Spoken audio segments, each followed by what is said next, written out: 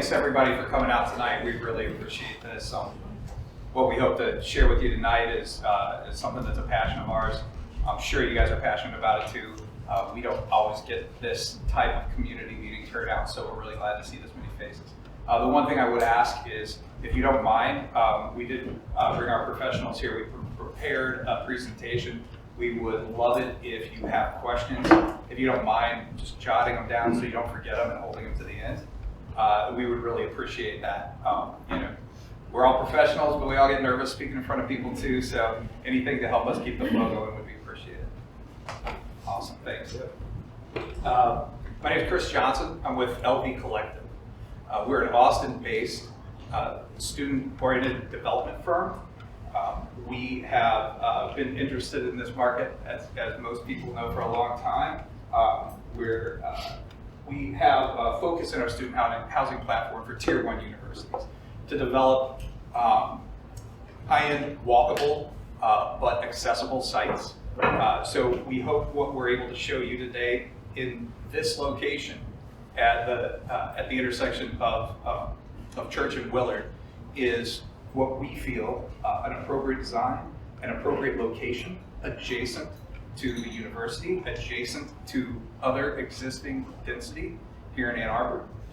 And we want to feel like that existing density and this time and place is appropriate for helping to answer some of the outcry for the housing needs of Ann Arbor. So with that, let's see. We also hope you'll learn that our preferred approach tonight is to be as open and transparent as possible. So we do encourage the questions. We hope it helps inform our next moves as we move on to the future meetings. With that, I would love to talk a little bit more about how we approach a project and our aspects of teaming with local and repeat partners in these projects. On the screen in here tonight, we have representatives from J. Bradley Moore, Mr. Brad Moore. Representatives, well, actually Midwestern wasn't able to make it tonight, but we did meet with them today, another local civil engineering firm, Oz Architecture, Eduardo Llanos, who we've partnered with on several different developments, and MKSK, who is also representing our planning and landscape architecture design efforts on this project. So we're really pleased to have them all here. I would like to now just talk about, or actually invite Brad Moore to come up and talk about our status, where we've been, where we are tonight, where we're going. Thanks, Brad. Thanks, Chris. Obviously we're in a citizens participation meeting tonight. This follows our initial presentation at a working session of Planning Commission about the proposed project on this site. The site has changed slightly from what we proposed when we met with the Planning Commission, in that at that time the two properties that front on Willard were not incorporated into the project.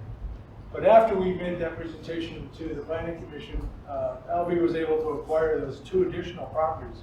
So anybody who may have seen the presentation we did to the Planning Commission may notice that it's a different site plan than it used to be because of the addition of those two other properties.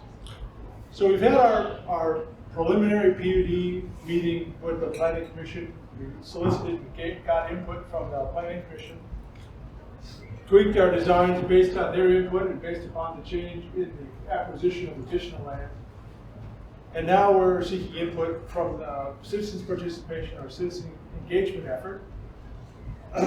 After this, we will proceed on to engagement with the city staff, to solicit input from the city staff, and probably the design review board as well. So we'll be gathering all of this design input and then formulating a final design, which we'll then present for site plan approval and for eventual approval, hopefully by city council. At each of these steps, there is opportunities for public engagement. Obviously, this is an opportunity when we get through the staff review process and we get onto the city planning commission. There'll be a public hearing at that venue, and people will be able to express their ideas and their opinions at that venue. And then when we get on to city council, it'll be another public hearing, so that'd be another opportunity. So all along the way, there'll be plenty of options for people to engage with both ourselves and staff and the city planners and the city council. So we're at the very early part of this process, garnering input, gathering information, gathering data to craft a final solution. So what you're going to see tonight is not a final solution, it's a part of an evolutionary process to reach a final evolution. Brad Strader here with MKSK, yes, there's two Brads at the meeting tonight, will be talk about some of the analysis that they're doing from an urban planning aspect. And I'll let Brad speak to his efforts. Again, my name is Brad Strader, or on the team they call me Bradley, and he's Brad.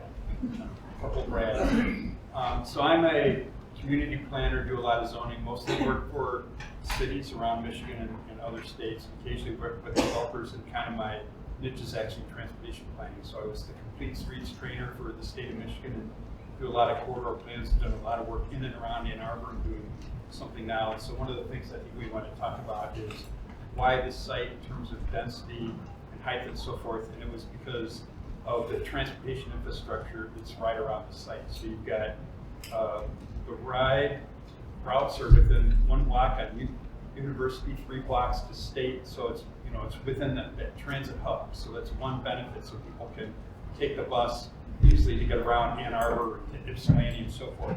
It's also within 1 block to the south, and to the west, and to the north of bike routes. So it's another ability to get around. So scooters and bike routes, that's another way people can get around Ann Arbor. And then walkable, because of the infrastructure around the sidewalks and the short blocks and so forth. This area gets a 99 out of 100 walk score. It's one of the highest walk scores in the Midwest, one of the highest in the country. You can't do better than 99 in Michigan.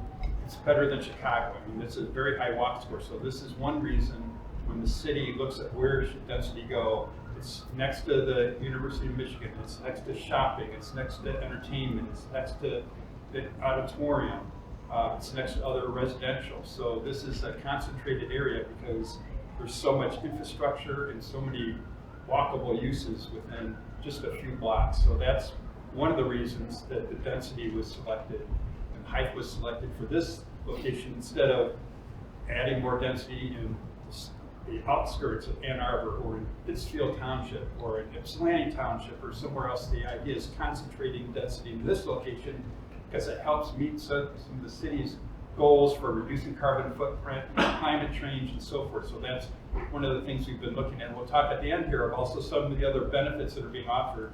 But one of the things I was here to talk about is all the infrastructure, transportation infrastructure that is here to really support this project. This is just another map kind of showing the area of what's going on around the area. It shows the, the University of Michigan and all the neighborhood commercial that's around, but we're also within walking distance. I walked it again tonight, beautiful night, right? Of the downtown and so many other things. So you can, my daughter lived in Ann Arbor for 3 years, didn't have a car. You can live in this area of Ann Arbor and not have a car because you can walk, you can take transit, you can bike ride, you can use scooter, you can use Uber. So that's one reason that this, I think, is an appropriate location for density. And then this is just another illustration. That's our site shown in the red. And you can just see sort of the urbanization of the area with downtown University of Michigan, kind of the DDA of the downtown area, and sort of the height in the area. We've also got these diagrams here that show our height in comparison with some of the other more recent buildings also being either approved or constructed. With that, I'm going to turn it back to Brad Moore to walk through a little bit more of the project details.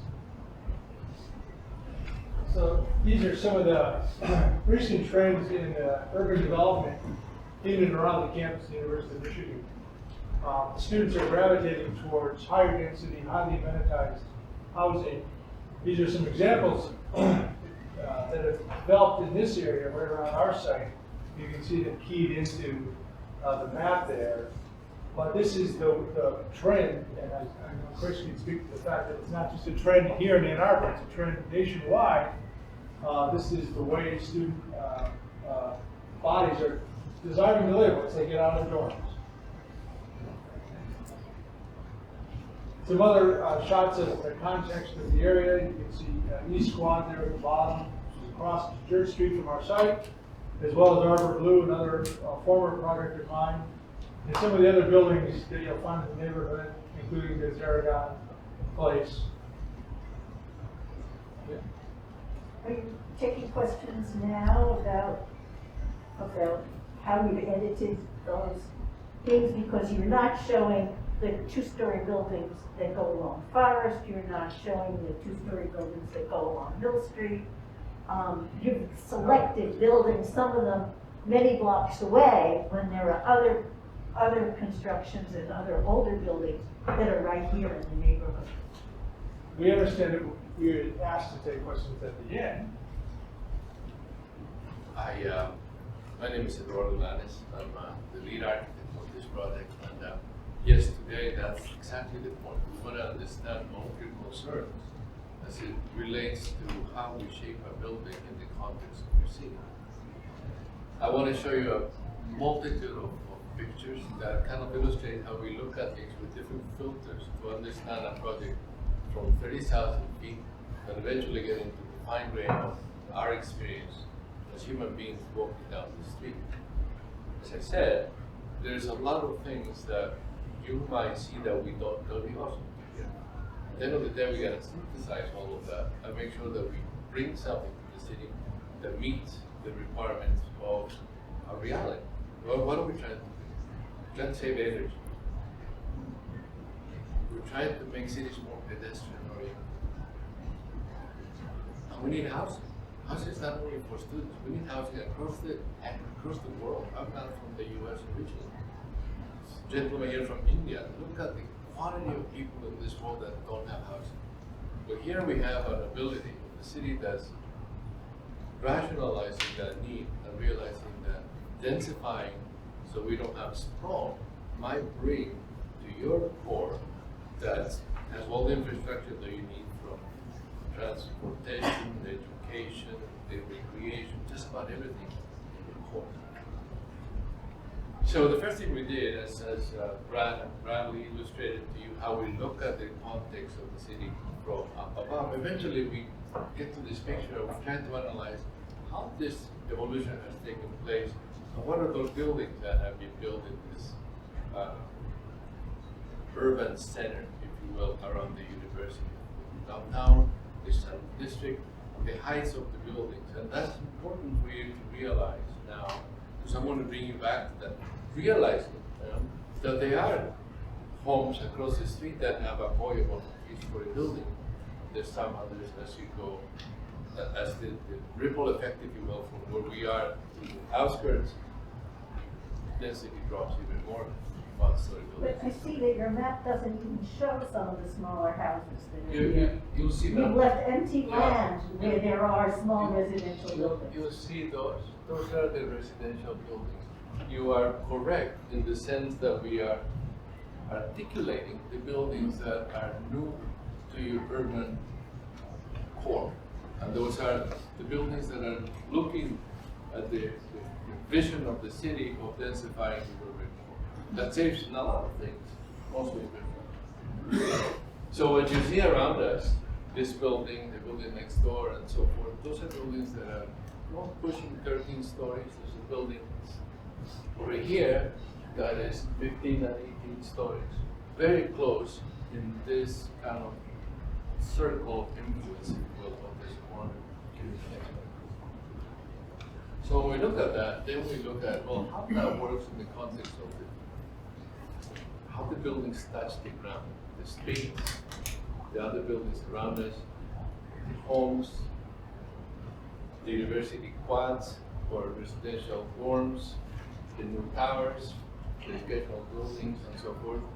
And as we analyze that, we're looking at really the influences of movement for cars, for pedestrians, for bicycles. Next slide.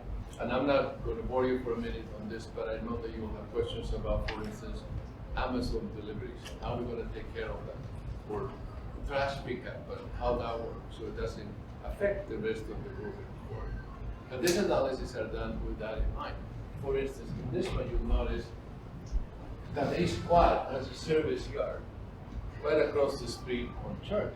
But we are putting the service drive on the same location, so the influence of delivery and pickup of services is taking care of only one part of the street versus the main access to the building in terms of vehicles and deliveries is on Willow, on the north side, in a way that you come into the garage, if you will, over here, and go park your car, or if you're delivering or picking up something, or it's just a pizza that's coming from here, probably by bicycle.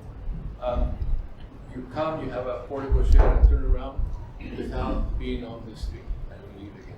So this analysis and overlays that allow us to inform us in terms of how we resolve how the building touches the ground. This one, forgive me now, the building is organized, so that north now is to our right instead of into the top. But the key here was to look at Church Street as the street on the top going from left to right, and how we allow the building to recess back in such a way that the connection between sidewalk and storefront is not just a wall, but it allows pocket parks for greenery and art, and have a two-story volume that's highly transparent and porous to the pedestrian experience, and I'll show you more about that. As you look at the other sides of the building, we're looking at creating a buffer between us and the daycare, a buffer between us and the property to the south that's mostly green. Okay. Next one. The building, as I illustrated earlier, the first floor is on the left, the second, which is a mezzanine level, is the one in the middle, and the one to the far right is the second level that sits hovering over the street with terraces that mostly to the east side facing the daycare. And this is kind of the review we had on the workshop with planning commission that we started talking about, well, the impact of kids and how we could recess the building back and have something hovering about the kids. But it's very passive and it's green, so it's not that the building is on top of it. At the same time, as you notice that we're moving the building back. This is the property line. We're moving it back in such a way that we cast less of a shadow on the playground, which was a very important aspect of comments that we received from the public and the planning commission to make sure that we have a solution that fits them. What you see here as well again is that as you're coming from the north, this is the first floor, you're driving through, and that's a portico here, an arrow tour, and on the top, and you drive to come out, service is only done from the south side. With a connection, as I said, to what happens across the street from East Quad. The building on the ground level, what you see there in the blue is the lobby and a coffee shop. So the facade that's recessed back, so we have green spaces before the trees along the sidewalk, is very active. The idea there is that we want to make sure that the building is not just a restaurant, but is people that live in the building are experiencing the street level at that point. And what you see in yellow down below here, these are townhomes with porches that open up to the street as well. Really in reaction to what we see along the street, which is homes with porches that are coming out to the Church Street as well. Could you just pull us about the orientation of those pictures? Where's Church Street and where's Willow Street? Yeah. So we have so on the previous one we had You Church turned Street it, going this right. way. Now Church Street's going up, such Oh, that Church, north, okay. north is on the top. Okay. Willard's coming across. Sorry about that. I think we'll change all the drawings so that they're all. On Southwest. Okay.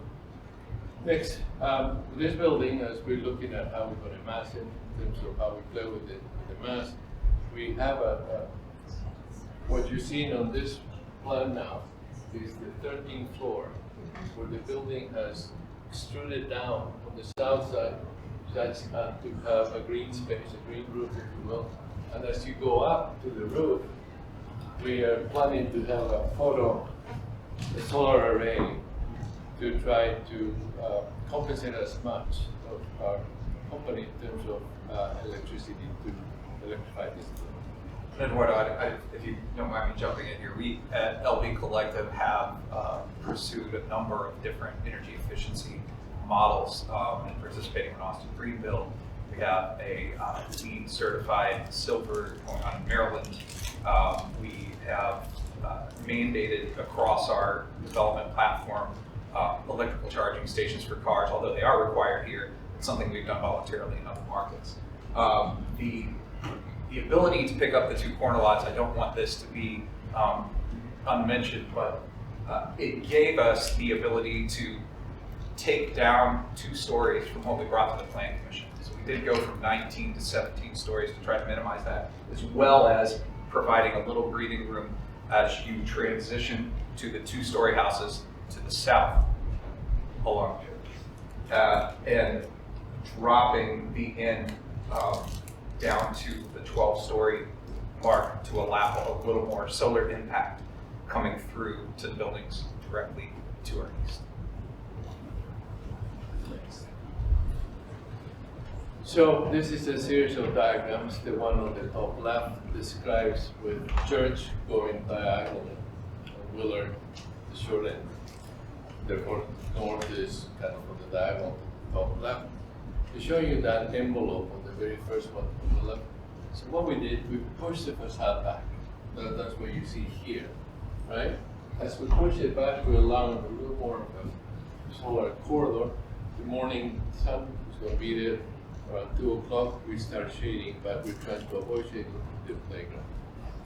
When you look at the next slide, what we're doing as well, then what's important here in terms of the design drivers for the building is the importance of the 20 feet, this height of building to the street. Because if you think about it, when you walk down the street, what we perceive is the first 6 floors maybe, and yet the most important one is the street and storefront connection, the landscape, the pavement, what you see as you see a building in, if you will. So it has more of that as a whole.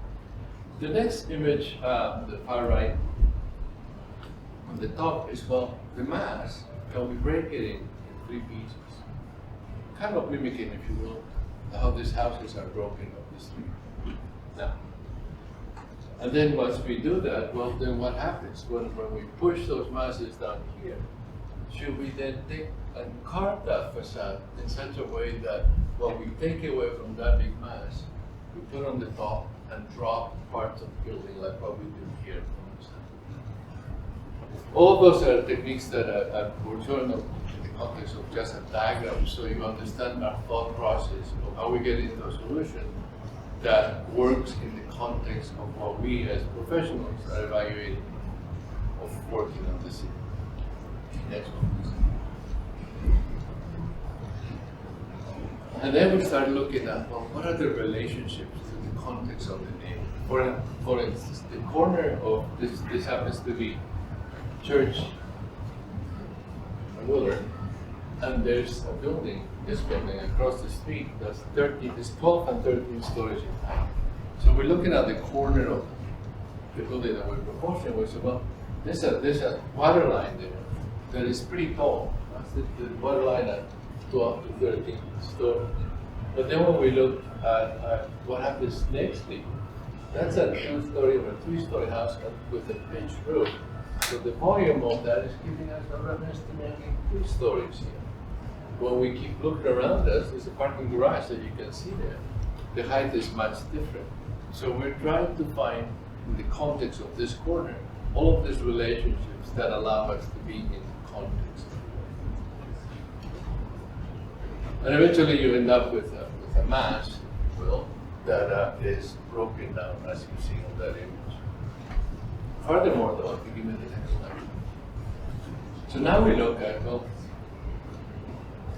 the first one, in the top left, that's a view of the south, we're looking this way, so we're looking at the context of the city that has grown vertically already, and trying to reference a relationship of heights to that.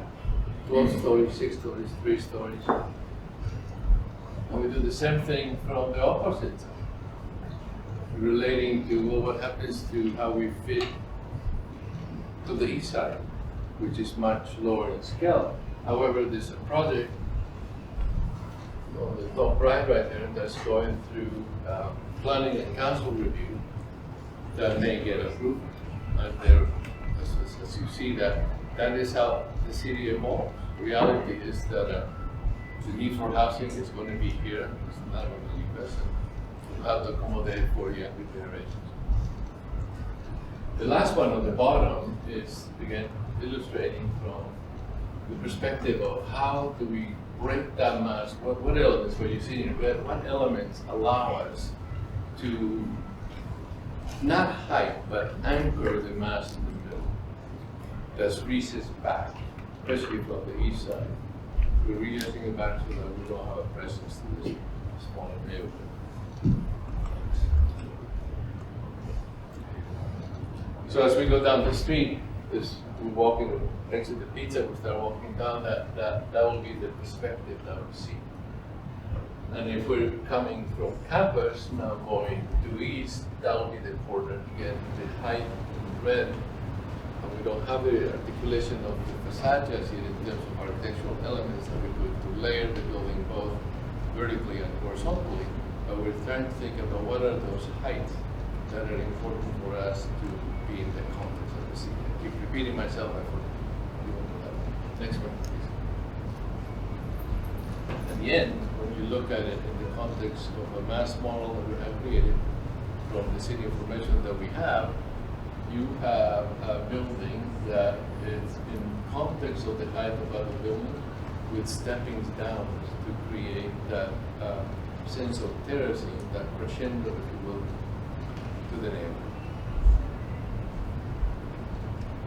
We have a board to talk more about that on the next one. So more views we did from both sides, so you get an understanding of how really the overall mass before we put architecture to it works in the context of the city just being masses as well. The little houses in the foreground, if you will, and the tall buildings, even downtown in the foreground, or the background, the far right. Next please. So eventually, as I was telling you, for us, what's critical is that we pay a lot of attention to the interaction between the pedestrian and the base of the building. So what we're looking at here, again, looking down on Church Street, is how we're gonna take care of that corner. And that's what we're considering recessing back the building that's hovering with a very transparent 3-story place. One moment. One moment. Who was that? This is another interesting view. So this is on Wheeler. The school is from the daycare is here. This is our entry for parking and services delivery. And that again is that lobby that is 2 stories on the Wheeler side and eventually it opens to the 3 stories on the corner.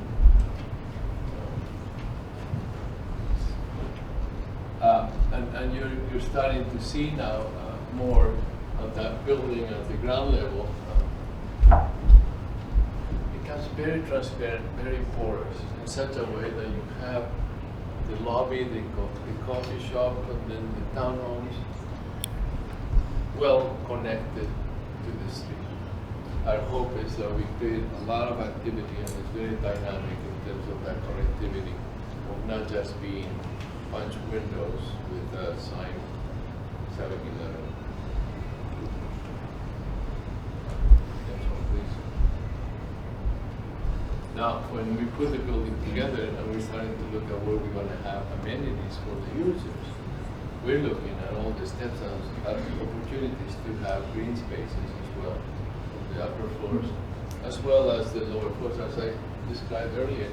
How important it is for us to research the building back and create these pocket parks that accompany you as you're going down the street next to the building.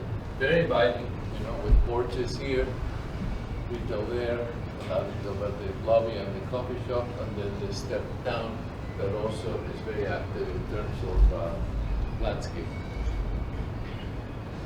We're also considering an amenity on the upper floor, such that the facade changes and is more classy than solid.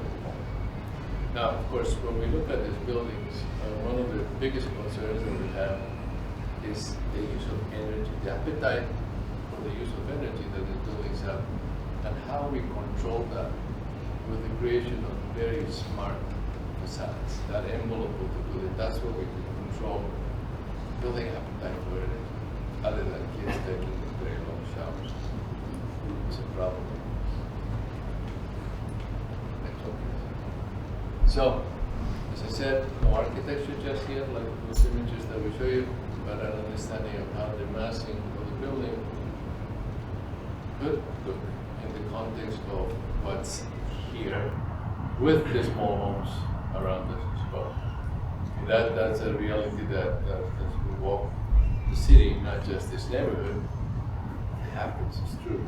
It's evident to us that probably the core is where the mass, the density ought to be.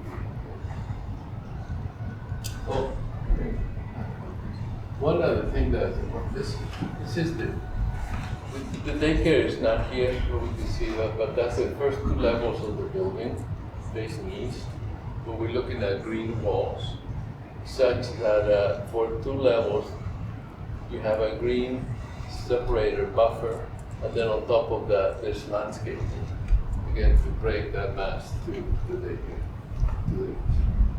Could you just tell us what the yellow parts are in this? The yellow is referring to the fact that it's a lot of glass, Oh. a lot of transparency.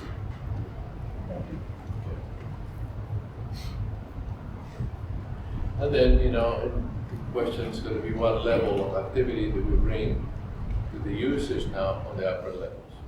You know, yes, it's a big building. There'll be a lot of kids here, and we will need to make sure that we provide enough activities for them to live happy at home, because it's their home for 3, 4, 5 years.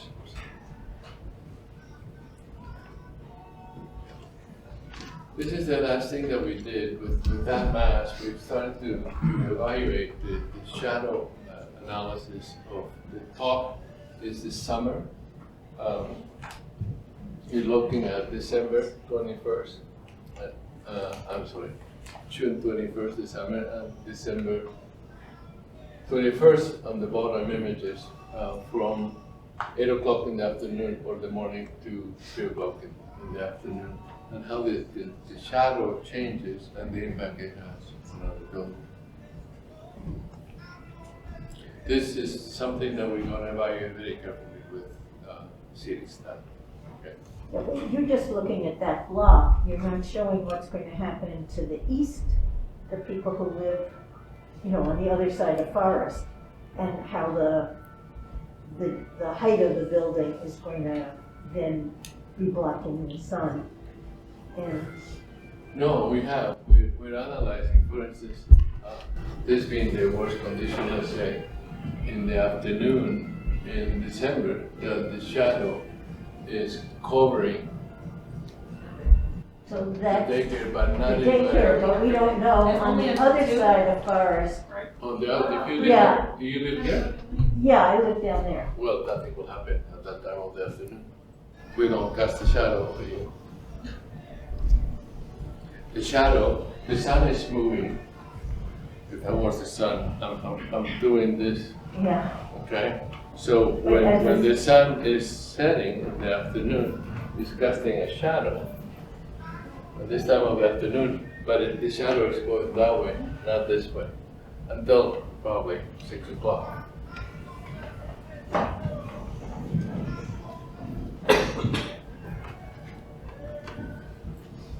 In the context of the city, again, we started looking at, well, let's evaluate this in elevation. What if we just flatten the city and we cut? And where are we in terms of height compared to other buildings?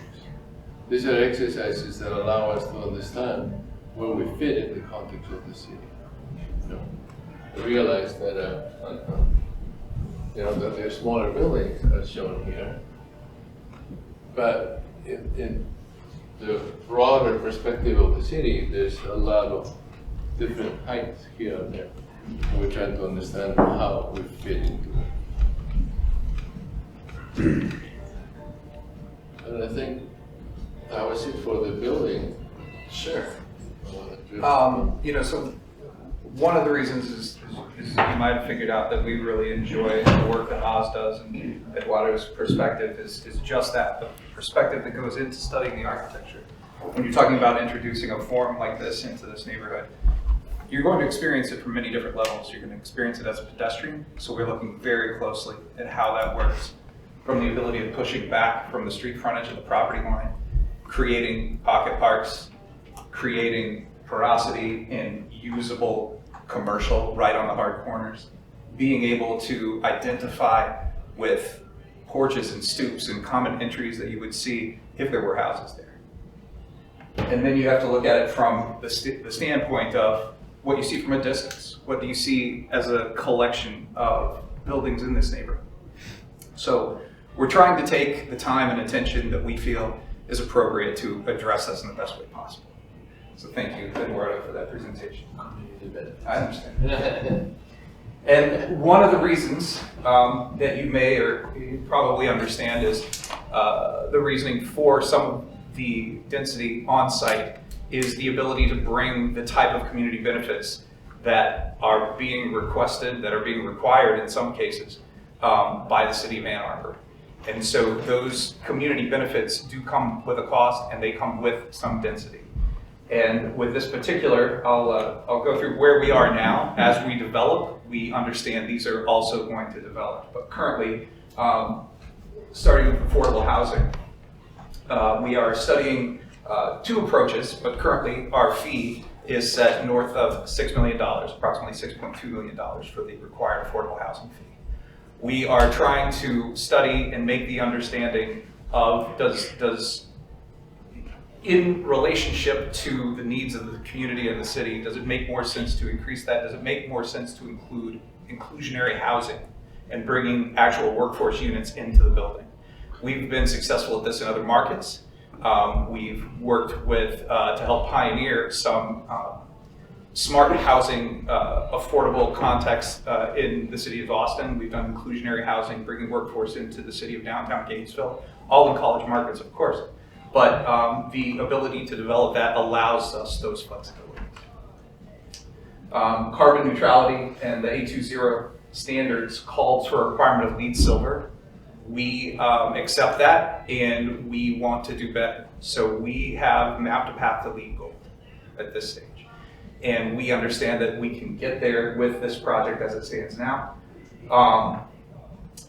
In the process of doing that, how do we accomplish it? We understand the desire for an all-electric building, so we've already started discussions at an early stage. We don't even know officially what the building looks like, but we're in discussions with DTE, understanding power that can be delivered to the site, power needs, space needs on site, and how that could help us deliver an all-electric building to whatever degree is possible. There are going to be exceptions with generated power. Due to power failures, you want to have those exceptions present to make sure it's a fully functional building. And we have to mention the density, urban sprawl reduction. We have a very low parking ratio here as well. So a lot of walkability, all pointing towards minimizing carbon footprint for this particular building. Looking at housing diversity, as a more student-focused housing, we recognize it's appropriate here to be proximate to the university. We understand it would reduce pressure on the existing neighborhood housing stock. Right? You've got more places for students to live. Students are gravitating towards highly amenitized, higher density, and that should and has proven to relieve housing stock that are currently occupied by those types of renters. And additionally, reduces the urban sprawl. And as we've already heard, Ann Arbor is one of the most walkable cities in the U.S., especially in the Midwest. So that's all helping contribute to that carbon neutrality. the housing diversity side, being a student project, we offer a variety of different bedrooms. We'll offer studios all the way to 6 bedrooms. What this does for us is it gives a number of different price points for different levels of students. We're looking at upwards of 70%, somewhere between 50 and 70% reduction in rent when you are able to share a dwelling unit with a number of different tenants versus having a single tenant to yourself, or a single dwelling unit to yourself. So this provides a little more variety in terms of price point for all the vendors. And as we mentioned with the housing diversity conversation does come, our ask and our meeting with the city about their viewpoint on inclusionary housing. If that is something that we can do, we have done, we feel like we can carry that to the end of this project. One of our favorites, the community vibrancy and architectural focal points. So I will have to toot our horn. In the short time that we've been a company, we have won numerous design awards, including most innovative student housing. We've won 2 design awards from the student housing industry in Austin, and those are both in architecture and interior design. So we're very happy about our accomplishments, but we want to bring that here. So what I will tell you about how we're addressing that in this particular building, our hard corner, as we stated before, provides a very walkable and pedestrian-friendly coffee and snack shop accessible to the public, so it's not just a closed-off amenity. Wide sidewalks, following the urban fabric, outdoor seating. We've pushed back the structure along Church to provide some grassy area, so now you do have the idea of a pocket park, the ability to stop and gather, potentially opportunity for public art, both on the walls or on the lawn. Additionally, between, I guess that's really kind of the end of that, but the last one I will touch on is city park funds. We have set aside some monies somewhere in the tune of $750,000. We are still working on finalizing all of these numbers. But we feel that this package is not only going to help benefit the community, but the way we approach and we look at developing these types of buildings would ideally blend it in the most seamless way possible. I want to thank you guys for your patience, you especially. And Is the city park money the payments you need to make for cutting down heritage trees? that cutting down heritage trees? Yeah. No, I don't know that we You have. haven't, there's 1 tree on the lot right now, and I know there were more. I can't speak to that in detail. Okay, so this is in addition to what you might have to pay the city? for any trees Currently that it are is a taken. thought of addition into that, yes. Okay.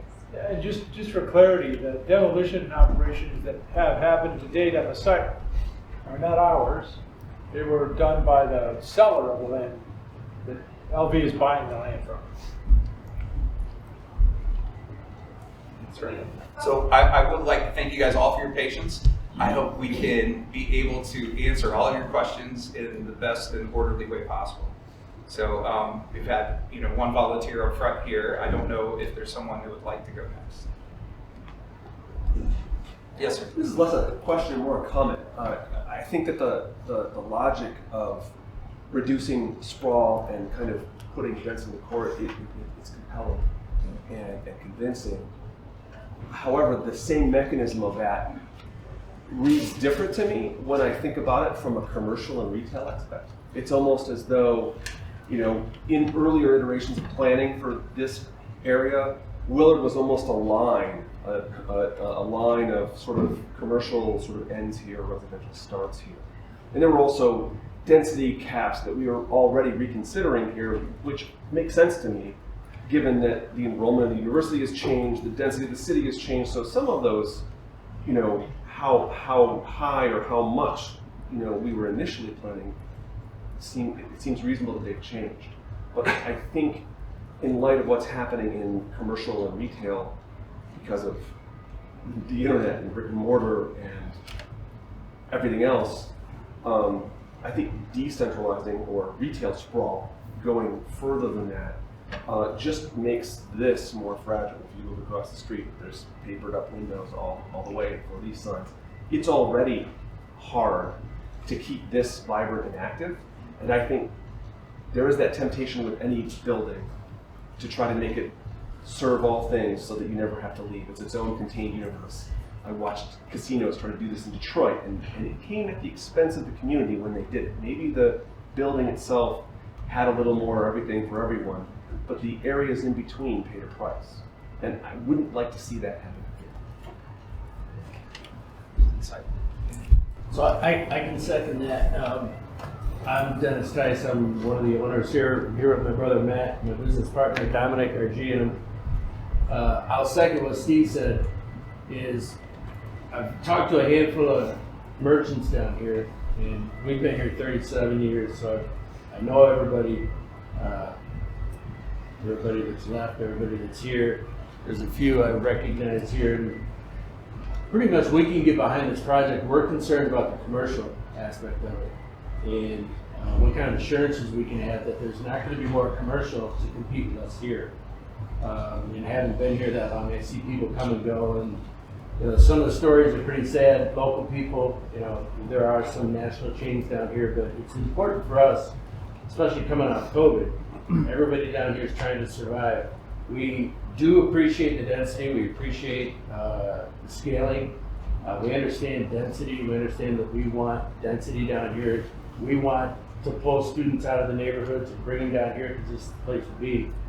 But we're worried about the commercial aspect. And most of these buildings, the people that build them don't own them anymore. So you can sit here and tell us we're not going to do this, we're not going to do that. What assurances can we have that it doesn't happen in the future and a coffee shop doesn't turn to a deli, to a pizza shop, to serving alcohol, to and the rest of the streetscape doesn't turn into something to compete with existing merchants? And that's what we're concerned about. Other than that, the merchants down here that I've talked to, that's the main concern. After that,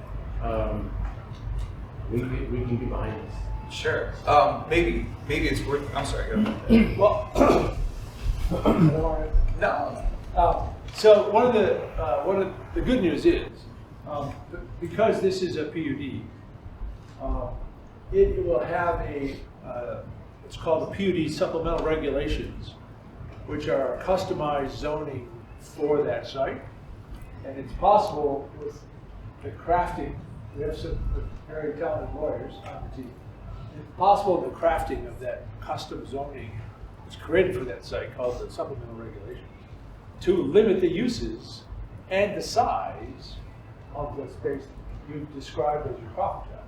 So it could be tailored very narrowly to assuage those concerns, if that's something I'll be. Understood. Yeah, and so where I was going with is a little different, but actually somewhat similar, which is the coffee shop is actually a company that's part of us, but it's owned independently, and it has been branded and it has been curated by a successful, really he was a sole proprietor for a very long time in Austin. And so this is something we intend on keeping in place, and we're not building out black iron. We're not building out a lot of these things. So I'll have to stop short of assurances, but what I will tell you is we're prepared to keep this particular function in place, active as it stands, for as long as we can. So I think in terms of limiting or creating or crafting a language that allows us to limit those uses, I would be happy to take that back and consider it, and I don't think it's a stretch. I don't think it's a stretch. Well, that would be something we'd be looking for. Certainly. It would go a long way for us to jump behind this. Yeah. We love it otherwise. It's a good comment to hear tonight. Thank you. My question ties in with theirs to some degree, in the sense that we represent the property directly behind you that faces Forest. So we're 722 South Forest. We're most directly impacted, I think, as far as a residence goes. I'm concerned somewhat with the same idea, assurances going forward. We're listening to your plan. How long do you intend to own this property or operate this property? And what is the ownership opportunity in this property? Is it all rentals? When you talk about the townhouses, are those rentals or are those condo style townhouses? It is 100% rented. So Okay, no so- ownership opportunities. So we're expecting, as over our back fence, a changing population every year or two. I guess our concerns are somewhat addressed by what you're doing on Church Street, but what's on the back of the building? What are we looking at and the daycare center next to us looking at? And what kind of safeguards do we have of something coming off the top of the roof and into our parking lot and damaging vehicles, that sort of thing? Second to that is what kind of exterior surfaces are we currently looking at to put on this building? Because I know as a downtown Ann Arbor dweller, we've created these microclimates downtown with these tall buildings. In the winter, we get a wind effect and no sun, so you have an ice effect. And in the summer, the reflective properties of some of these buildings raise the street temperature about 10 degrees. It's not just Ann Arbor. That I know they're talking about the urban desert down in Detroit as well. Do we have any idea of what we're looking at? I know you talked solar array, which either scared me or made me think, does that absorb more than it reflects? Sure. I'm going to try to answer that to the best of my ability, and then the young lady behind you in the mask, I think, had her hand raised just so we don't miss you next time. We did have it in the slide. We're planning to address those property lines as close to us as the west and the east and the south with vegetation. We currently are looking to have a green wall, I believe, on the west side that would also obscure vehicles. We would already have blocks there for headlights, so not to pollute your neighboring sites. In terms of the upper levels, these are all still part of a study, both in pricing and aesthetics. So we're very, very early in the design stage. What I can tell you is we have been looking into the Stowe insulated panels. They're really acrylic type panels that have a variety of finishes. And we haven't really gone down that path quite yet, but we will absolutely take note and consider your concerns, especially with reflectivity and microclimate. Well, the two properties that come to mind that illustrate that point are 218 Kingsley on the west side of the building, which is a walking trail, and the temperature is almost, don't take your dog, they might expire. And the other one is City Club Apartments on First and Liberty. They both project a lot of heat. I like your green space idea, I like the green in the back, but again, it comes down to who manages the building in the future and who maintains that. You know, it's going to look great going in, I'm sure, but we've been at that property for 125 years, so we kind of like to, not me personally. Now, come on. But we'd like to be there for another 125. Yes, ma'am. Thank you for your question, your comment, and we're taking very close note. I promise to consider those. Can I add on that with your examples that the landmark, which is just one block north, their east facade has so much sun that comes off of those windows that they have killed plants in my yard. Understand. Thank you. Miss? So I'm a teacher at this school that's over here, and so my questions are more about like the duration of construction, and like our students are outside all day, and so basically they're all under 5, so 0 to 5, so they will essentially be part of the construction site because they will be outside while you're building. So I'm wondering, like, I don't know, I know that you guys probably aren't in charge of the building, like construction itself, but I'm wondering what kind of precautions can be taken being that close to a site that serves families and children that are that young. Yeah, it's a very good question. It's a bit premature at this stage. We've talked to several general contractors. We do not have a selected one at this time, but this is a place I do feel comfortable giving assurances. There is no general contractor that's going to look lightly at the protections offered Yeah. for the sites around it. I picture like, okay, you're working on the back part of the property, and that, like, there's a plastic fence, and that's all that's between us and like what will be the construction site. So like, then I picture these tall cranes and like all that kind of stuff, so like, yeah. Yes, I mean, a typical standard is when you do have a crane built building, you carry 0 payload over any neighboring property at all. You have to get special licenses to do it in the right of way. So I do know those types of precautions are in place. The other thing to note is we do push the tower away from the property line in the majority of the building. There are a couple of instances that are closer. So there shouldn't be the worry of debris and such, but Yeah. I would encourage you, before you leave, please let us know your contact if you're open to that, and we can continue to have discourse through the groups. Yeah, so, yeah, it's just, and depending on like how long the construction will be, it could impact like whether families enroll in our program and stuff like that. So there's definitely a lot of considerations because of the special situation of that, the school being right there. So, I appreciate that. I'm very glad you're here, actually. And my colleague would also like to say something. Okay, yeah. Right. So you asked us to save questions till the end, so I actually have many things to comment on.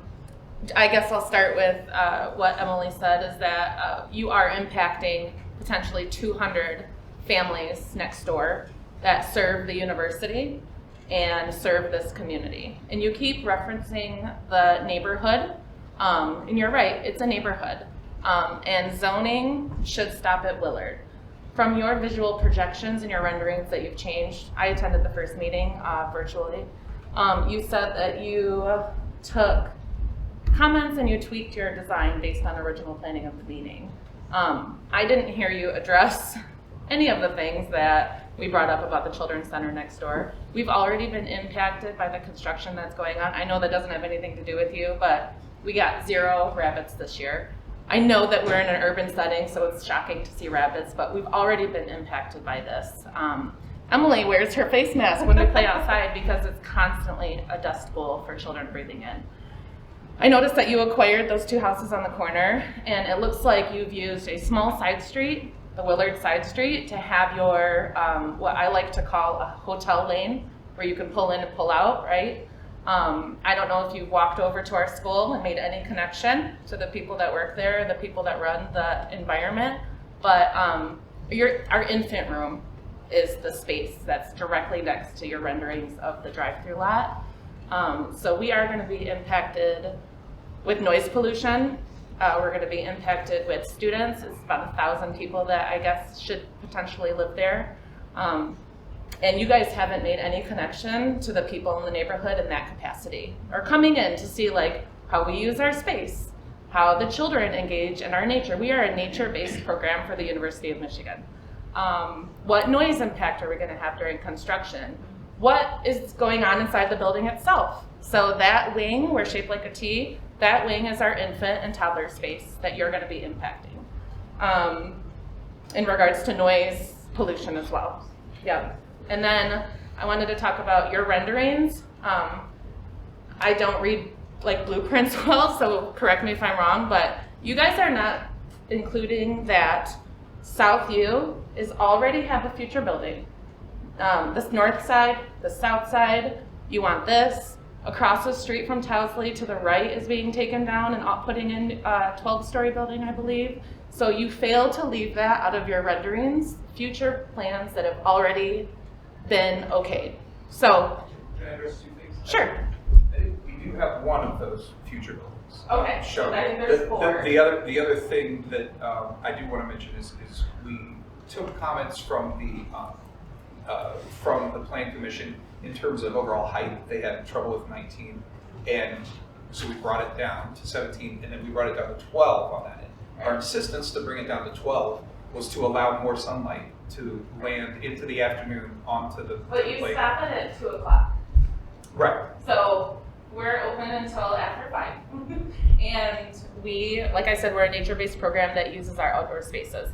To continue on that, children in the building walk this neighborhood all the time. Is there going to be a street light put in? Like I don't know how far in your planning, urban planning, you've looked ahead. But Willard is a side street that families use, children use. I appreciate like the idea of grass and trees and like the green spaces for students. I don't necessarily think that makes it any safer for children and families and students to walk, although I hope so. I hope that there's that thought process in mind, but a side street is not going to take Uber, Amazon deliveries, people that pull up and pick up their friends, which leads me into another point. You guys are talking about how this is a walkable city. You're right, it is a walkable city, but I've worked at this school I'm going into my 14th year. The students, the college students that live in this community and go to this university have money. And they're the ones that are going to be renting your expensive apartments, condos. You know, it's not going to be families. It's not going to be affordable. That's not the thing. Like, do you know how much they're going to, I'm going off tangent. So they are going to bring their cars. They are. Every year at the end of the semester, the semi trucks line up on Willard and they load up their cars and they drive them back to the East Coast, you know, because there's a lot of kids from the East Coast over here.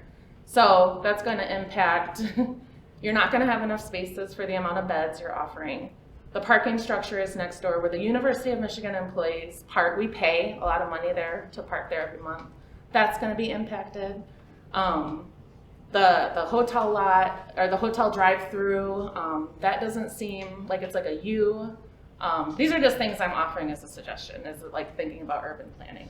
I would love for you guys to consider the safety and the actual climate that we're in of deliveries for students, which nobody else has considered, right?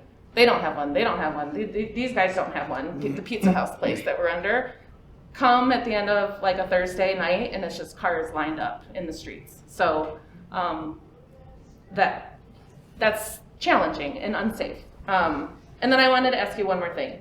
How do you define housing diversity, and what does inclusionary housing mean? You've said that a couple times.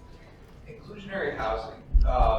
So inclusionary housing specifically typically means we are building a reduced rate unit inside the building versus just contributing it all to a fee. Now, some places prefer the fee because they have a lot of needs for that money. Some places, like the one I mentioned in Gainesville, had a need for affordable workforce rent levels in their downtown. And we were about a half a block from the university. So there were a lot of university staff that just could no longer afford to live in the area. There's 40 teachers next door, and like 5 of us live in Ann Arbor because of the cost of living here in the city. And I know that you're trying to bring affordable housing for students, but the university is building their biggest dorm ever on top of Elbow Field. That's going to be starting soon. They're building huge dorms on North Campus.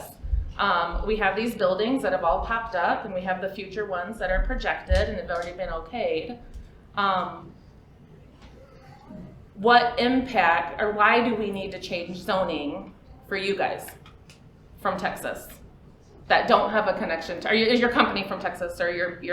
Our company's from Texas. Yes. Most of our team is here. I'm from Chicago. Okay, so well, I'm just saying, like, what is your push to change zoning to talk about urban sprawl and I don't know. I just don't think that this building is necessary to our community. I don't think that it's gonna bring like the greatness you're talking about, like that's standard for Ann Arbor. Like it doesn't feel impressive to be like green space, you know, that's kind of like how things should be now.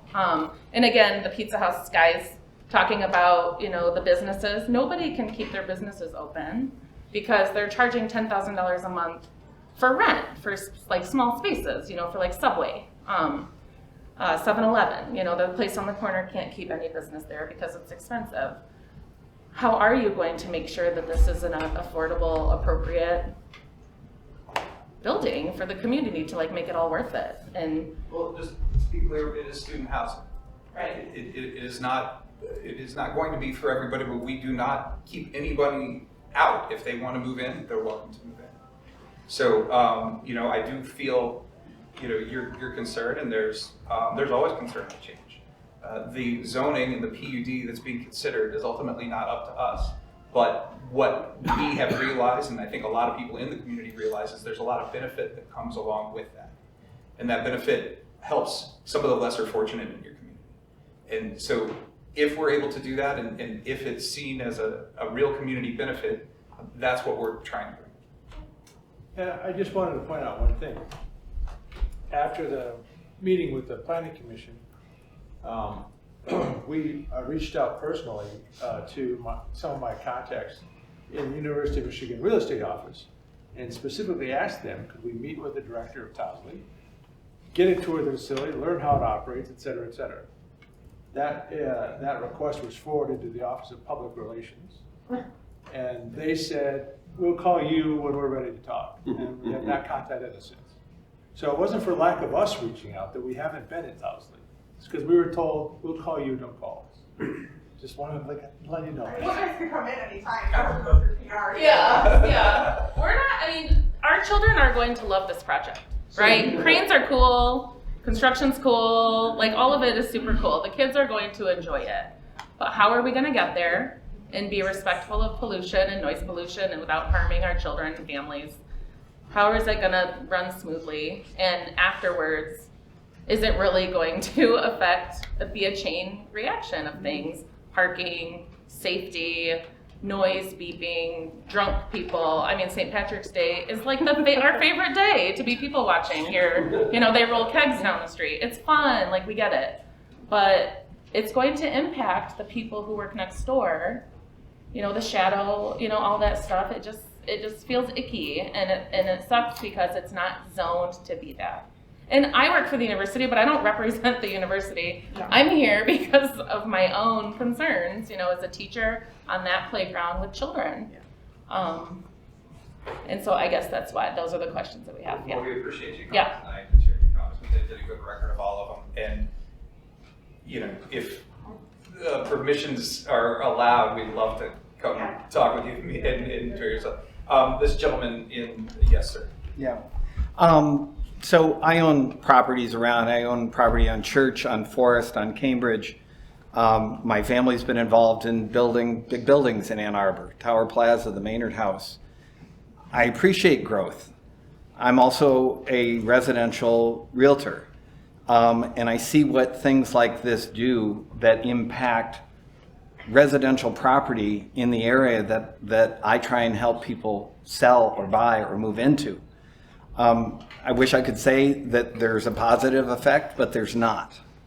For the most part, what I hear and what I seem to see is there's very little respect, and I'm not pointing at you guys because I see the effort, and I'm going to suggest you lean into it even more, to really understand the design language that surrounds you. To really understand, I've sat in Pizza House before for other developments along Southview, and I pointedly asked the question, what was your design inspiration? And at a previous meeting, I was told it was hard to draw from anything. And I said, you're a block from Cook's Law Quad, Clements Library. Stop me when I've gone too far. There's a lot of, you don't have to make it look like that, but there's a lot of design language, texturally, color, shape, size, to draw from. And when you're moving from North Burns Park up into this area, you've got to be really, really careful about what you start to present. I appreciate elevation, change as you grow. I'm not a fan at 17 when Zachy was proposing townhomes. I thought that fits the landscape, that would work, and then boom, all of a sudden that's gone and it shoots 19 stories in the sky. So I'm not a negative growth person, but I do have a problem as this starts to migrate now all the way to Hill Street. What's next? Do we go down to Cambridge? I mean, how far does this push? That really, really impacts the people who are trying to live in single-family homes and raise their families in this great, great town. So please continue to look at what the dynamics of the materials. I know it's not cheap to build. And I know a lot of developers around here, because they go. After it's built and sold, they're gone. And we're left with it. but take the time to look at the texture of the brick, the siding, the materials used, the setbacks, all of that. It's not done enough in consideration with what you're surrounded by, which is by and large pretty amazing architecture in a lot of this area. Yes, sir. My other question for you is, do you have a target for the cost of a studio in this student property? Nothing we care to go public with at this time, just based on the fact that we do not have accurate construction prices, as we're still getting the form of the building. Our model is typically to try to come in and beat market. And I would only say this as somebody who owns a lot of student property. This model of density is not every student's choice of living. Some people seem to think that, and perhaps it's pushed in that direction, but I can tell you there's a greater majority that is not looking to live in a vertical dorm. They've been there, done that. So, food for thought. One and then. Yeah, I wanted to address your comment actually about the student experience, because having been a student myself recently, just got my PhD in robotics, I've spoken to a lot of people who I think would prefer to live in a vertical dorm. So it's interesting to hear your perspective as someone who interfaces with students in a different way than me, who has been a student. I was also going to say, like, from my end, like, I understand rents are high here, and I always subscribe to the philosophy that if you just add more supply, prices will go down through a bunch of knock-on effects, which is why I support things like this. So I just wanted to say, like, it's like, from my experience, I think a lot of people would be cool with living really close to everything that's happening downtown. Their friends are an elevator right away. There's a lot of cool amenities. I think that is absolutely something students would like. And if they like it, they can move out of other houses and move into buildings like this, thus freeing up those other houses for those students who might not want to live in those vertical dorms. And either way, housing supply gets increased. I think it's a win-win for everybody. Well, and I would only say that the cost of that is greatly prohibitive for a lot of students. Having rented to students since 1960, I can tell you that by and large, $2,000 for a studio is not affordable, which is why a lot of properties that are renting at lower rates are full up. Right, which isn't the solution then to keep building units to So bring them this down? is considered an inelastic market, though, Sure. which is a little different from the It's a supply buzz, and yeah. demand. Yeah, of course. But fundamentally, if we have a lot of people wanting to live in this area and not enough supply, isn't the solution just to increase the supply? That's always been how I thought about it economically. I think it's a bigger argument than that, in the sense that what's your end game overall? To allow people to live in the city who want to live here, and a lot of people want to live here, and the prices are high, right? In like a year or so, I'm going to be going to San Francisco, which I think is ground zero for the housing problems in this country. And I'm like, okay, there's a lot of people who want to live here because prices are high. Clearly, people want to be here, and it just doesn't seem to be enough housing supply for people to live there. Well, you run into a problem like Aspen, but we digress. I'm saying that those dynamics Talk might to me still, about Aspen. like, those dynamics might still be at play in cities that are expensive for a reason. People clearly want to be there, right? The demand is there. So. But you also have a demand for the people who supply the people who work there, the waitresses, the waiters, the bartenders, that sort of thing. Mm-hmm. So what we're discussing about, do you have a market for that, for those people as well? Or are they, trying to commute in? Is it a transportation problem now? It's a lot more multifaceted Sure. than we want it to be. Sure. I can respect that. But Which might be an argument for the increasing the affordable housing dollars that are available for the city to use. But I'm going to stop right there. I apologize. My experience is you're both correct. exactly. Very good, Miss. Yeah, just a few questions for you. Do you have any idea, like, specific amenities that you will be putting in there? Specific. Amenities? Yeah. We've not delved down too far, but typically we will have, we will have a fitness area. We model our program after having a hotel-like lobby with a large co-working that presents more of a grand entrance, but the co-working is typically on the mezzanine level. We will have outdoor decks currently shown at upper levels. And we will have a spa and wellness type of an amenity, which we are finding, especially with younger folks, to be that follow this, that follow more of the holistic. Not to say it's limited to a younger crowd, but it is catching a lot of. We don't have much. We're not putting tanning beds in. We're not putting golf simulators. Right. Is there a pool? We haven't made that call yet. This is one of those climates that we will likely soon. But in some instances, we've done more of a spa type of application. Since it is needing, in this climate, it would need to be heated, likely have smaller footprint, that type of thing. Okay, and then how about bed style breakdown? Do you have that bed mix? We do. It's still a little bit in flux, but again, 6 through studios. Would you like to touch base after this? We can give you the whole breakdown. Or, yeah. Okay.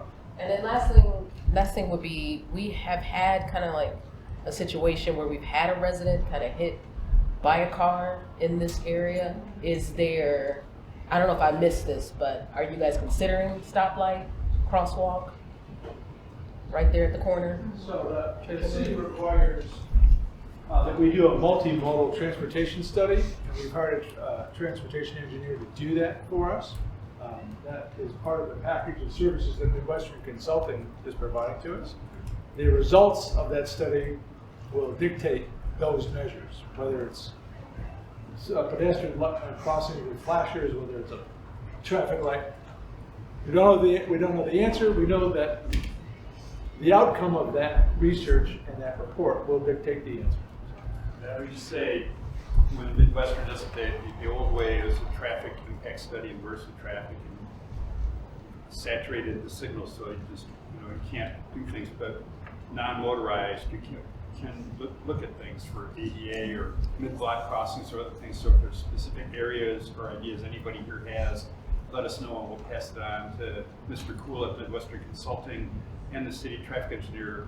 Because when we do it's sort of a new thing for the city, and most cities don't do it yet. It's a walkability kind of analysis of where people are going to walk or bike ride and go to the ride and so forth. And then how are they going to get across? And are they going to be jaywalking? Are there ways we can get them to the corner, or do we need to make other improvements? So if you've got ideas, things that are out there now, we can pass it on to Midwestern and have them take a look at it. Awesome, thank you. Yes. Can we go back to a question that was asked about, do you plan to continue owning the property? Because most of the buildings that have been built in this neighborhood, as soon as there's a certificate of occupancy, the people we've spent a lot of time talking to all disappear, and it's a whole other group that's brought in. Sometimes the management company changes 2-3 times in the first few years. So what are your plans about actually managing such a building? Currently, we work with a national management group. They manage all of our products. I have not talked to them in depth about this one yet. We typically have that conversation coming into the schematic design area, because you guys are asking a lot of great questions tonight. Typically, by the time we get to that phase, what we want to understand is their knowledge of the market, and if we feel it's substandard, we would encourage their own market visit, their own market study. But so far, they've been present in every market. In terms of ownership, that's always our goal, is to go in and own it. And to own it, actually. And related to that, I'm sure if you walk South University in any of these streets, you realize that this neighborhood is not lacking in coffee houses at this point. There was a time when I lived here when there were none. I would walk to Main Street if I wanted a cup of coffee outside, but that's not the case anymore. And to sell as an amenity or a great advantage that you're going to have a cafe, is kind of absurd. I'd ask you to taste the coffee. Yeah, I'd ask you to taste the coffee. That's what I do. So we're doing a traffic study, and you were talking about being in talks with DTE. Again, our concern is going to be the neighborhood and the power grid that's there. I know there was an issue down in Maine and Madison where the building that was being constructed, they thought they could tie into the electrical that was there, and that turned out to be too much. And then they were going to have to incorporate their own power box and the cost of it. Have we gotten that far? So we're going to have one meeting with DTE, and so we're not as far as analyzing the capacity of the grid as it stands and what upgrades might be required. That's not a high priority for DTE. They have other things that they're working on. So we hope to hear back probably mid-June with that kind of data from DTE. So I'm a hotel person, and when we were planning a new property, we were working 4 years ahead of the build, and a lot of our information when it came time to actually getting to it was 4 years out. Can I encourage you to mention what other buildings you know are in the process of addressing the Planning Commission at the same time you address your issues with the power grid? Because I think we're going to get hit hard and furious in this area if everything comes to fruition. Edison is aware of the city's drive to try to electrify the city. In our initial discussions, they have made us kind of globally aware of the fact that the 4.8 kilovolt system is something that they would feel would be upgradable, need to be upgraded to the 13.2 kilovolts. Were the electrification program to push ahead at the pace the city wants it to. They have not told us that they have plans to make those upgrades. We hope to learn more. And with infrastructure as well, we are kind of under an inspection report where we are about our water connection to the street. Again, the water department is another place I'd encourage. And the gas line, you guys are going to be running for the generator. If we have any request as a neighborhood, could you vent it away from us, please? I don't know where you're going to locate that generator, but that's going to be of interest to the child care center and to our property. Sir. Yes, ma'am. 2 questions for you. I think it said over there somewhere 1,000 some beds. Yes, ma'am. How many parking spots? 100. We're just over 100 with a ratio of 0.14, so we're at 150 parking spots. I would just like to reiterate, whoever said these students are not the students who come to campus without a car. You know, a large proportion of the students of this campus have a car, and finding a place to park it, and when you've only got 150 parking spots for over 1,000 beds, it's going to become problematic, especially for that 4th Street garage.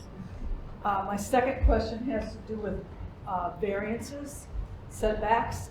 Did you ask for a variance on your setbacks, or are you adhering to all the setbacks that are normally in yeah?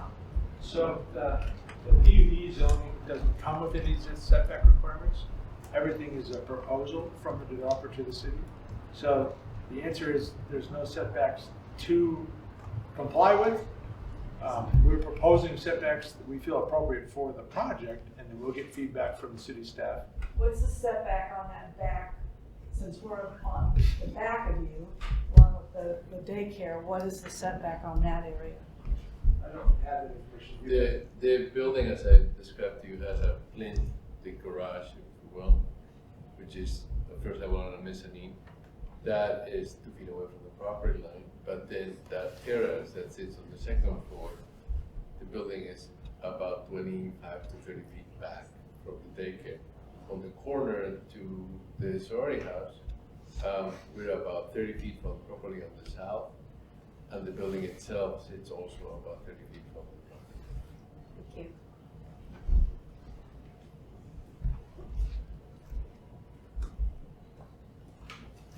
As the gentleman mentioned in front of me, the people who had tried to do this before, they were going to do like 3-story or 4-story townhouses or whatever. So from your aspect, is there any viability for you guys to build something somewhere between 30 and 3 and 17? Because I think before, if you had the two houses on Willard, it seemed like this was just going to be a monolith in the middle of houses. Since you're able to come up to Willard, it seems like that's a little better because now you're just kitty corner from this already tall building, which is 12 stories. But do you guys see a projection where you could still build it, make the money you guys need to make back at any height lower than what 17 now? You know, people had the initial before they knocked down the houses that it was going to be a couple three-story buildings, and now it's a 17-story building. Is there? You guys see a place where you could be somewhere between those two heights? To be honest with you, we've come down the 2 stories from the initial, and then ultimately from 19 to 12, 7 stories on the end. With the types of community benefits that we're being asked for, it's a very delicate balance right now. You know, if encouraged, we would need to look at that in the balance of the community benefits that are being offered or requested. So it's a fair question. I understand it's a hard question to answer on the spot until we've done I imagine it's a hard question to budget for as well, right? You guys are trying you're here to build the building and also, you know, make it part of the neighborhood, but you're also here to make money. There's no doubt about that. But other question would be, do you have any like indoor bike parking? As someone who rides my bike, I appreciate being able to park it inside. It's a winter climate. Yes, currently we do. We typically oversize the bike parking. I know we were just having the discussion today about the different levels or quality of bike stalls because we understand that there are different levels and quality of bikes and for that matter experience of bike riders who prefer to invest in a bike like that. We would understand this to be far and above what you would see in a normal development simply for the fact of the limited amount of parking. So we're going to encourage bike riding by providing ample parking, as well as, you know, we've talked about other forms of micromobility and having places on site for those, scooters, e-bikes, etc. Last thing, you guys can refer to the child care center as a child care center and not a daycare. Center, That's those are, or preschool. The daycare is kind of a word that they would prefer not to use, and they didn't say it, but I'll say it for them. So just out of a respect thing, as you guys are discussing that, if you're able to incorporate that language in your talking about it, just something to think about. That way they understand you guys' respect for their property. Well, I appreciate that comment very much. Yeah. To piggyback off that, we are a school. When we look up from our playground at your units, will we be able to see into your windows? Will they be like, is there the potential to see somebody naked in a window? And you know, that's a real thing. Are the windows going to open where we can smell everybody's pot, which we get right now? You know what I mean? Like, are you guys considering that in regards to what the children see and the people looking down on us on the playground? Certainly. I'm happy to address that. We would understand for the couple level of the plinth that and we can try to prove this out. Your students would have very little direct visibility because there should be a 2-story wall of greenery that's adjacent to them. So the ability for them to make out any defined shape or anything like that, I would find it very difficult. In terms of operable windows, it's not something we always propose on these types of developments. In the very near-term conversations that we've had, we've talked about a different number of fresh air options, and the last one discussed was mechanical, which would not include an operable window. I'm just saying that it's only a discussion at this stage, but your comment will be noted as we move ahead and finalize those decisions. Thank you. And also, we do active shooter training. That is something that has been part of our lives at the university. I believe we began in 2011, 2012 is when we started doing active shooter training. And our building has a lot of windows, and we are outside a lot. So I don't have any advice except for consider that. when it comes to the safety of the children and students and families that work next door. We're on a college university and we work with children. So that's 2 strikes against us in regards to campus safety and training that we are required to do. We don't do it with children, but the teachers do it every year. So, thank you. Fortunately, familiar with that. My son had to go through his first active shooter drill, and it's a little weird. It's terrible. But we think about that kind of stuff. When we have strangers try to walk on our playground, and when we have people try to come in our front door, and when we have people that meander around or drunk people that do things on our playground, and we find that in the morning. And we know that we're on a campus and we're here in this neighborhood, and we do serve, we're associated with the university, so every single child that attends our program has 1 or 2 parents that are serving the University of Michigan. So coming over and not trying to go through PR to chat with us and learn about us is a huge deal. We build relationships. That's what we do.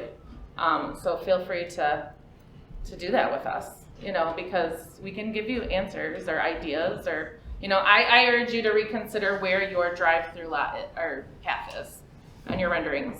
I don't know how much that will cost you, but that's a big deal on a side street to expect that you're going to have a horseshoe turnaround space, next to where infants are working and sleeping and learning. So appreciate you making note of that.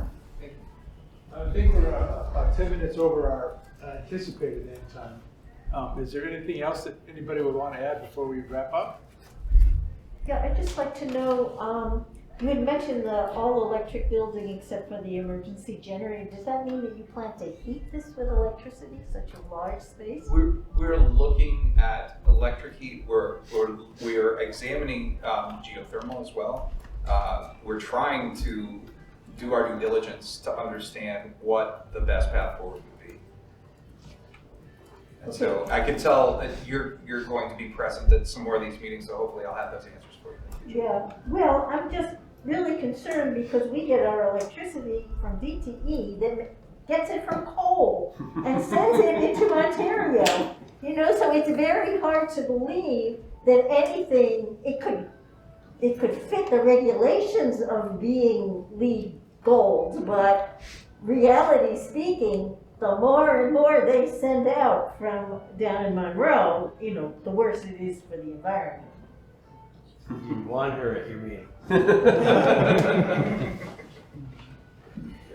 Did everybody have a chance to leave their name and telephone number or email or some way of contacting you, so when we send out the report for the meeting, we can, or if you need another question answered, you can email us and we can get back to you? Thank you guys. Oh, thank you. Really appreciate it.